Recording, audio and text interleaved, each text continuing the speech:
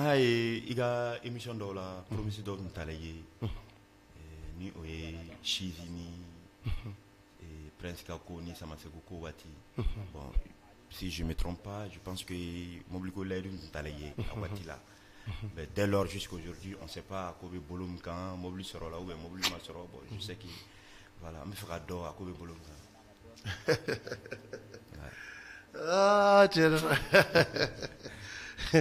Ah, tiens. Ah bon, je sais pas, il va y avoir tout d'abord, Samaseko Mbafo. Oui, Samaseko Fouya. Nous, ici, Fourouche, Mbafo, Kosovo. Bashi Fouiti, Alhamdulillah, Mbafo. Mobili, les doutara, tiens, d'où. Wati do yɛrɛ kɛra la ɲɛ bɛ mobili dɔ la réseau kan ko ne ka mobili dira ma bon mobili ma diya mais Samaseko fana ka kuma la a ye kuma dɔ fana fɔ a ko a ti waati fɔ n ye a y'o fɔ mɔgɔw bɛ ɲinɛ o yɔrɔnin kɔ a ko cɔrɔnɔ n di don f'i ye ni maa ko k'a ti don f'i ye a m'a fɔ nin kalo ni nin kalo in sara a m'a fɔ o kɔfɛ kalo a m'a fɔ o kɔfɛ ta a m'a fɔ o kɔfɛ ta ni don kɔni f'i ye wala hali o bɛ se ka kɛ san kelen san fila ye o parce que a ma précision di o voilà donc bon peut-être mɔgɔ de bɛ kɔrɔtɔ ko in ye quoi ni mɔgɔ ma fɔ waati f'i ye kɔni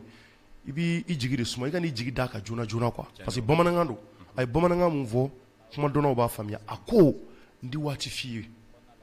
di waati f'i ye fɔlɔ nka n bɛ mobili d'i ma nka n di waati f'i ye donc ni mɔgɔ y'o fɔ ŋaniya ye wasa kɛ quoi ne bɛ dugawu de k'a ye dɔrɔn ala k'a nɔgɔya ye ala k'a nɔgɔya à tout moment